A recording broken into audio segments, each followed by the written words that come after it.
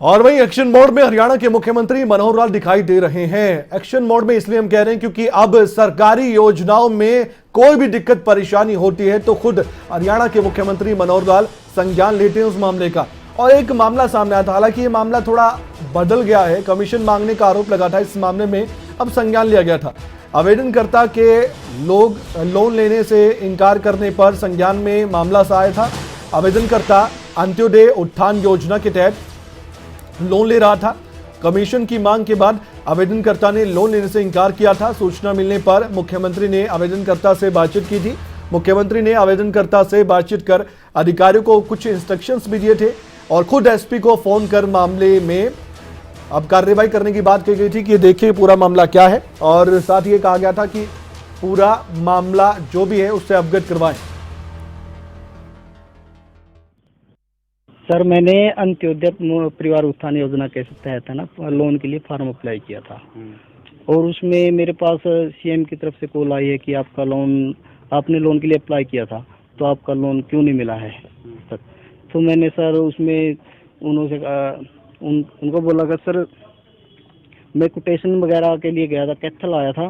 Kaithal quotation के में जो कोटेशन देनी होती है ना उसमें जो 10% का सिस्टम होता है ना सर, वो उसको मैं कमीशन समझ गया था जो उनको देना होता है। तो बिल कटती है तो जीएसटी वगैरह कटती है जो, तो उसको कमीशन समझ गया था। तो उसमें मैं थोड़ा कंफ्यूज हो गया था, तो मैंने पता नहीं था, मना कर दिया। तो मैं लोन नहीं लेता है यार, इतना खर्चा आता है इसमें, तो लोन लेने का क्या फ़ायदा है। तो फिर मुख्यमंत्री जी ने ऊपर से कॉल की थी। क्या कहा? तो पुलिस की नोटिस में मामला आया फिर? पुलिस की नोटिस में सर उन्होंने ऊपर से कॉल कर दिया। हाँ। तो आप एसपी साहब के पास कॉल किए उन्होंने। तो आपने सुना, हरियाणा के मुख्यमंत्री मनोहर लाल के संज्ञान में अगर मामला आता है तो तुरंत कार्रवाई भी होती है। अब ये पूरा मामला कहां तक पहुंचा है जानने के लिए हमारे साथ हमारे संवाददाता जुड़ चुके हैं हमारे साथ वीरेंद्र पुरी कैथल से। वीरेंद्र, ये पूरा मामला क्या था, बहुत कम शब्दों में दर्शकों को बताइए। हमने जुबानी तो बताया आवेदनकर्ता की, लेकिन फिलहाल इस मामले में पुलिस की ओर से क्या बयान दिया गया है, क्योंकि खुद एसपी साहब को फोन कर मुख्यमंत्री ने कहा है कि आप मामले से अवगत करवाइए।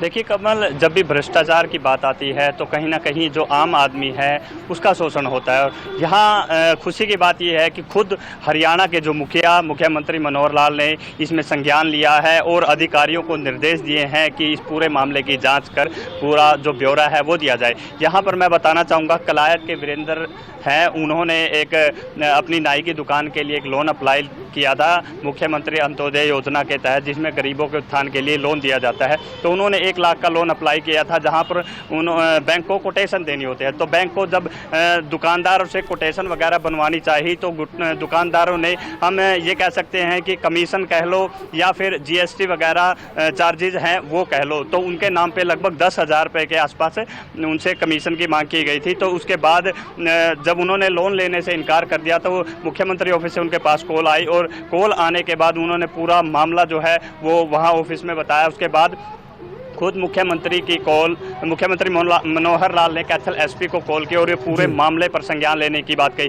तो उसके बाद कैथल के जो एसपी है मकसूद अहमद, उन्होंने जो मांग रहे थे कमीशन वगैरह की मांग कर रहे थे, उनको खुद बुलाया। तो उन्होंने कहा कि ये जीएसटी वगैरह के नाम पे, तो कहीं ना कहीं एक मामला सामने आया और आगे लोग इसके लिए जागरूक हो। तो ये पूरा मामला जो है वो मीडिया में दिया गया और मीडिया को बताया गया कि इस तरह की कोई बातें थी। तो मुख्यमंत्री के नाम से जो योजनाएं चलती है उनमें कहीं कोई कमीशन या ठगी ना हो, तो इसके लिए मुख्यमंत्री ने खुद संज्ञान लिया है। और कैथल एसपी ने भी पूरे मामले को देखते हुए जो दुकानदार था या फिर जो आवेदक था, दोनों के बीच बैठ के पूरे मामले को सुना। तो ये और मामला पूरा सुलझ चुका है। इस मामले में किसकी क्या कमी थी और किसकी क्या गलती थी? क्या जो आरोप थे वो आरोप सही हैं या फिर ये मामला कुछ और ही था?